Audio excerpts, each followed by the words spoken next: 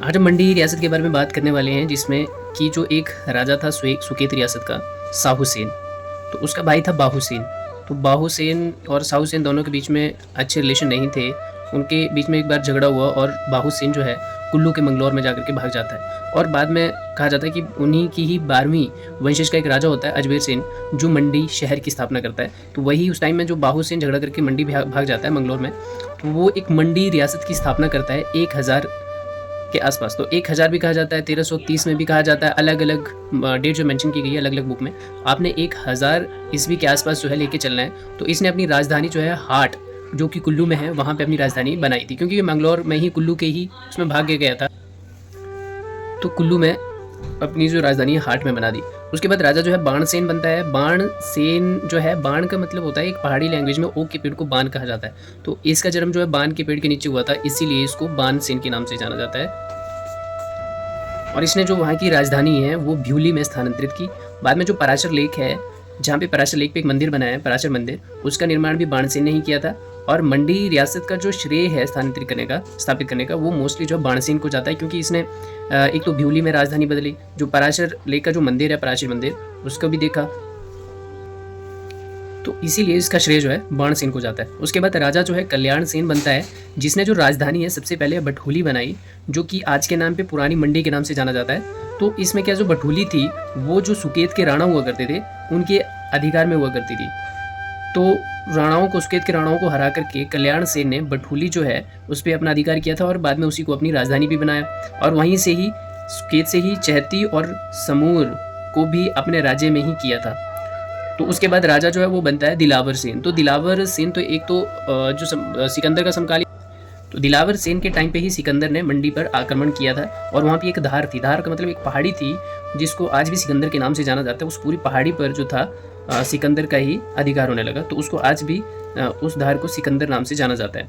उसके बाद राजा जो है अजबर सेन बनता है। तो ये जो था बाहुसेन की 12वीं पीढ़ी का जो राजा था, इसने सबसे ज़्यादा मतलब 35 वर्षों तक शासन किया।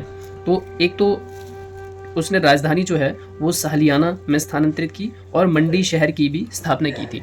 जो मंडी है, मंडी का जो नाम पड़ा है वो मांडवे ऋषि के नाम से पड़ा हुआ, तो क्योंकि वहाँ पे जो मांडवे ऋषि जो वो रहते थे, तो उसी से ही मंडी शहर का नाम रखा गया। और भूतनाथ मंदिर जो है ये अजबर सेन ने बनाया था, लेकिन उसकी रानी ने जो है त्रिलोकीनाथ मंदिर का निर्माण करवाया था। जब इसने मंडी शहर की स्थापना करी, तो इसी राजा को मंडी का प्रथम राजा का श्रेय जाता है। उसके बाद जो राजा बनता है वो बनता है साहिब सेन। तो साहिब सेन जो था वहाँ का जब राजा था, तो उस टाइम में उसकी जो रानी हुआ करती थी, तो उसकी रानी ने कहा था कि जो सुकेत के राणा हैं उनके अंडर जो है द्रंग की खाने जो है, नमक की खाने जो है वो आती है, तो उनको जो छीना जाए।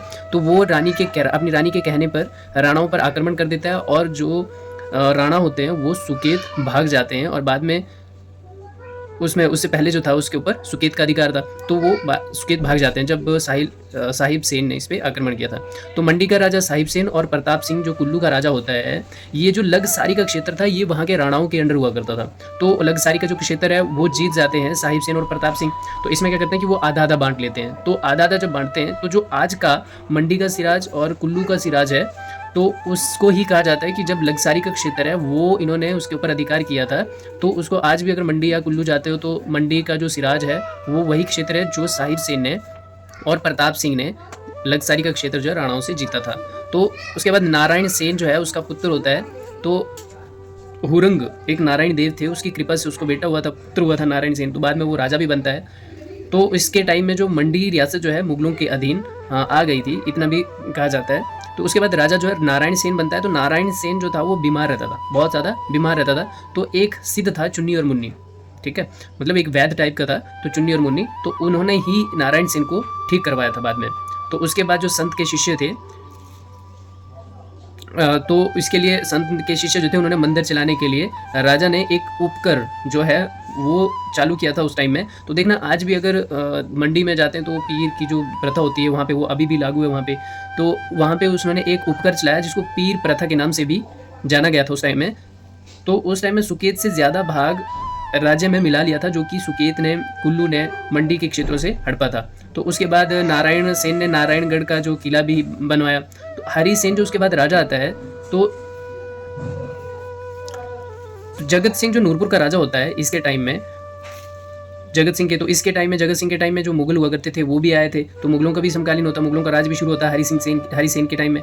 तो कमला किले का जो काम शुरू करवाया था 1625 ईस्वी में, वो हरिसेन ने ही करवाया था, और कमला किले को ही मंडी का हिमालय भी कहा जाता है।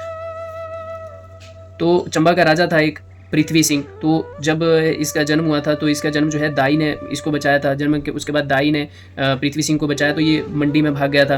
उसके बाद सूरज सेन जो है मंडी का राजा बनता है। तो जगत सिंह जो नूरपुर का राजा होता है, तो उसने शाहजहां के खिलाफ विद्रोह कर दिया था 1641 ईस्वी में। तो उसमें जो है मुगल ने जो गुलेर का एक राजा हुआ करता था मान सिंह, उसको जगत सिंह के खिलाफ लड़ाई के लिए भेजा। तो जब जगत सिंह के खिलाफ लड़ाई के लिए भेजा, तो उसमें जो सूरज सेन जो है ना चाहते हुए भी जगत सिंह का साथ देना पड़ता है। तो बाद में क्या हो जाता है कि दोनों की आपस में लड़ाई हो जाती है, जगत सिंह हार जाता है और सूरज सिंह भाग करके मंडी चला जाता है। और मंडी में दमदमा महल जो बनाया था वो सूरज सेन ने ही बनाया था। तो सूरज सेन ने ही जो बघाल पर आक्रमण कर दिया था, तो कुल्लू की मदद से, कुल्लू का राजा था उस टाइम जगत सिंह। तो इसीलिए जब मुगलों के विरोध में जगत सिंह ने, नूरपुर का जो राजा था जगत सिंह, उसने मुगलों के खिलाफ विद्रोह कर दिया था। तो ये मना भी नहीं कर पाया, क्योंकि इसने जब बघाल पर आक्रमण किया था तो कुल्लू के राजा जगत सिंह की मदद से ही आक्रमण किया था, और वो जो है हार भी गया था। उसमें क्या होता है कि जितने भी सारे किले होते हैं वो जगत सिंह को दे देता है, कुल्लू के जितने भी होते हैं वो कुल्लू को वो के जगत सिंह को दे देता है। तो मंडी के एक शाहपुर आ गया, कर्णपुर आ गया, शमशेरपुर आ गया। तो इसमें क्या होता है कि ये किले जो है, इन किलों पर जो है बंगाल का जो है कब्जा हो जाता है। तो सूरज सेन ने जो मदनपुर है, सारी है, तारापुर है, इसके ऊपर अधिकार कर लिया था। तो कुल्लू ने जो है उस टाइम पे जो नमक की खाने हुआ करती थी उसके ऊपर अपना अधिकार कर लिया, और बाद में इनकी सुलह जब हो जाती है तो वो जो नमक की खाने उनको वापस कर देता है। तो गुलेर का जो राजा होता है उस टाइम में मान सिंह, उसके साथ इसका युद्ध हो जाता है। तो ये जो है मंडी को 2 बार जला देता है और लूटपाट करके चला जाता है। तो उसमें जो है भगवान माधवराव को गद्दी पे बिठाया जाता है, और उसे संरक्षक के रूप में भी बताते हैं कि जो वहाँ का संरक्षक था मंडी रियासत का, वो माधव राव था, भगवान माधव राव। तो इसी ने ही जब मंडी के साथ हुआ तो नूरपुर के साथ जब विवाह हुआ तो जो रूप था उसके दहेज में दे दिया था। तो रूप की जो सारी थी उसको सारा का सारा उसको संदोल जो है दहेज में दे दिया था। उसके बाद राजा जो है वो श्यामसेन बनता है। तो श्यामसेन क्या करता है कि पहले ही साल में कुल्लू पर आक्रमण कर देता है, और किला जो कुल्लू का किला होता है उसके ऊपर अधिकार कर लेता है। तो उसमें जो है बिलासपुर के एक राजा था भीमचंद, उसकी मदद से मुगलों को ये बिलासपुर से खदेड़ देता है, भगा देता है। तो उसके बाद जो है श्याम सिंह, तो श्यामसेन को जो जीत सेन होता है जो कि सुकेत का राजा है, वो उसको ठिक्कर के नाम से पुकारता है, ठिक्कर के नाम से पुकारता है। तो उसमें जो लोहरा के पास इन दोनों के बीच में युद्ध हो जाता है और जीत सिंह हार जाता है। तो श्यामसेन ने लोहरागढ़ का किला भी बनवाया वहीं पे, ठीक है, और उस किले का जो किलेदार हुआ करता था वो हीरबज सिंह को बनाया, उसको रखा कि भाई तू किले की जो देख रेख जो है वो तूने करनी है। उसके बाद जो है श्यामसेन जो है श्यामा काली का मंदिर बनाता है, और साथ साथ में पानी के टैंक भी वहाँ पे बनाता है, और जो नाचन के राणा हुआ करते थे उनको बंदी बना देता है। उसके बाद राजा जो है वो गोरसेन आता है। तो इसने जो गोरसेन जो था, इससे पहले जो श्यामसेन ने जो नाचन के राणा थे उनको जो बंदी बना के रखा था, तो वो उस टाइम में भी बंदी थे, गोरसेन के टाइम में भी बंदी ही रखा गया। तो सुकेत का एक राजा हुआ करता था, तो सुकेत के राजा ने छुड़ाने की कोशिश तो की, मगर वो कामयाब नहीं हो पाया। तो कुल्लू का राजा था और मुगल का एक सूबेदार था हुसैन खान,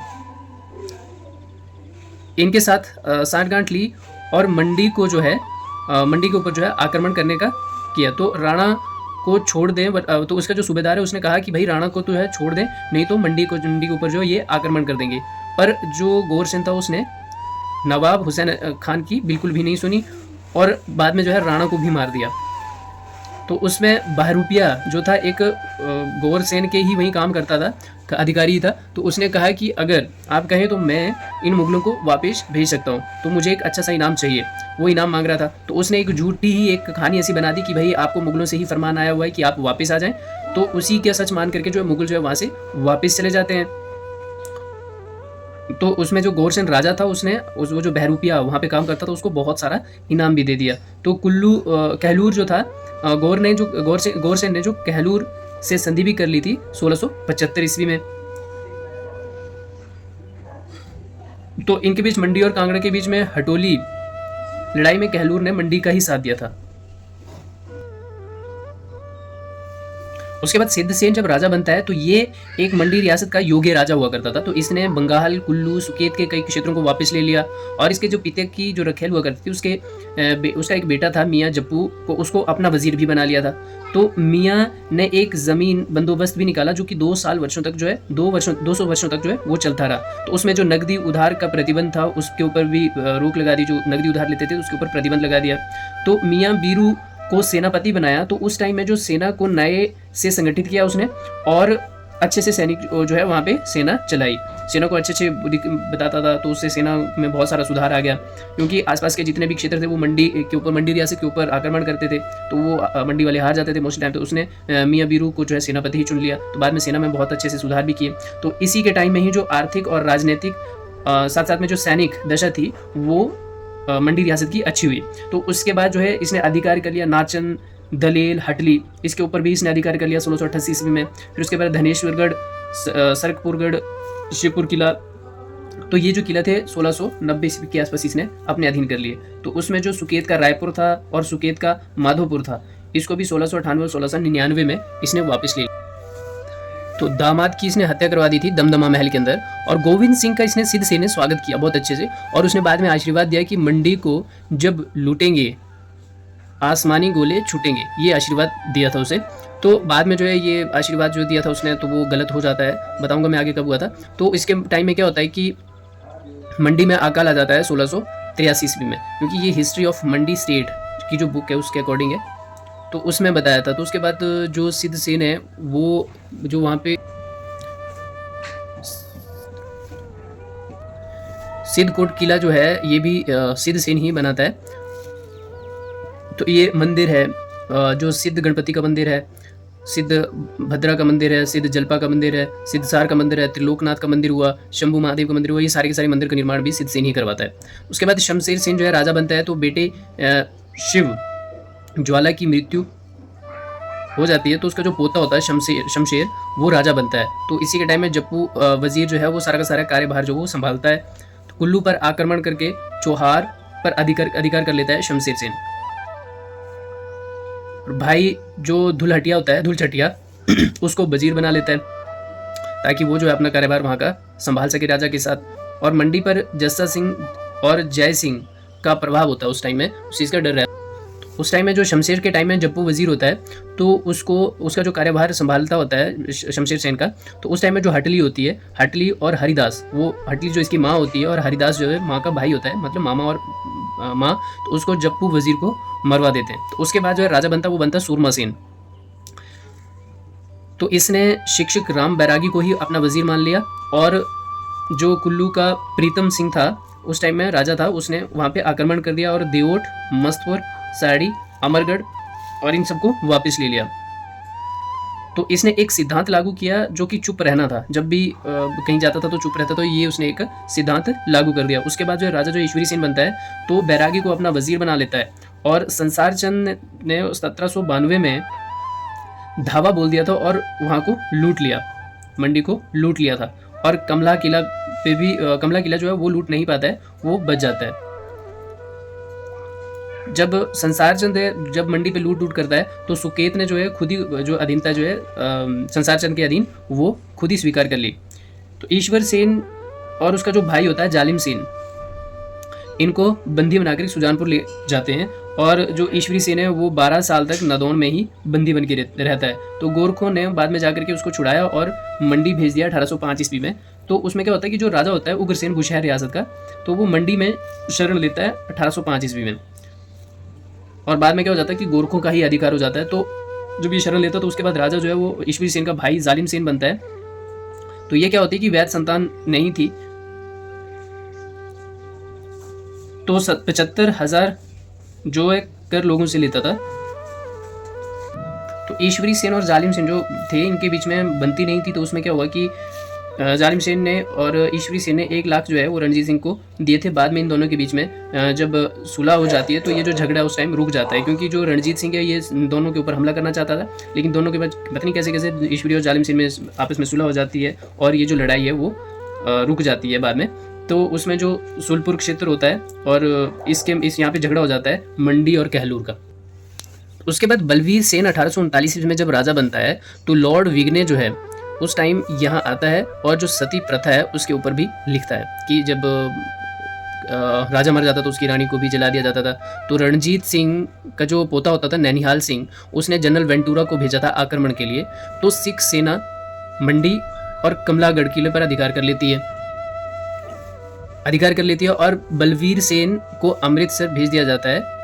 गोविंदगढ़ किले पर भी कब्जा कर लेता है और जो गोविंद सिंह ने सिद्ध सेन के टाइम एक भविष्यवाणी की थी तो वो भी उसकी गलत हो जाती है इससे, क्योंकि मंडी का जो क्षेत्र है वो जो सिख सेना थी वो कब्जा लेती है। तो शेर सिंह और महाराणा, शेर सिंह जो 1841 में और महाराणा रणजीत सिंह इसकी गद्दी पर बैठा दिया जाता है। तो बलवीर सिंह जो है वो कहा जाता है कि उसको जो है आदेश दे देता है कि बलवीर सिंह गद्दी को छोड़ दे। तो लेकिन वो छोड़ नहीं पाता और उसके बाद जो है सिखों और अंग्रेज़ों के बीच युद्ध हो जाता है, जिसका फ़ायदा जो है बलवीर सिंह को हो जाता है और वो वापस जो है 1841 में मंडी पर दोबारा से बैठ जाता है। तो सुकेत और मंडी इसी से ही क्या हो जाता है कि अंग्रेज़ों के अधीन आ जाता है। तो इसमें जो अंग्रेज़ों से फ़ायदा हुआ तो बलवीर सिंह जो है 300 सैनिक जो है 1845 में सिखों के विरुद्ध भेज देता है। तो उसमें क्या होता है कि जो बलवीर सेन होता है उसको 1846 में अंग्रेज जो है उसको उसकी सनद जो है वापस कर देते हैं। तो उसके बाद जो राजा है वो बनता है विजय सेन। तो विजय सेन ने सबसे के टाइम में क्या होता है कि जो वाइस राय इंडियन भारत का जो वाइस राय होता था लॉर्ड मायो, वो 1871 ईस्वी में आते हैं और उसके साथ साथ जो है मायो के साथ पंजाब का कमिश्नर भी होता है।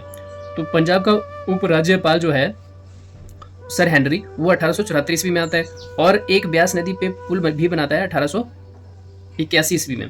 इसको विक्टोरिया पुल कहा जाता है और उल नदी के ऊपर भी एक पुल बनाया जाता है जो कि ब्यास नदी की ही सहायक नदी थी। विजय सेन ही एक ऐसा राजा था जिसको दिल्ली दरबार में आमंत्रित किया 1877 ईस्वी में। तो 1857 ईस्वी में अंग्रेजों की भी मदद करता है विजय सेन। उसके बाद राजा जो है भवानी सेन बनता है। तो इसने जो पंजाब के लेफ्टिनेंट गवर्नर ने 1903 में गद्दी पर बिठाया और 1905 में कांगड़ा और मंडी में भूकंप भी आया उसके बाद।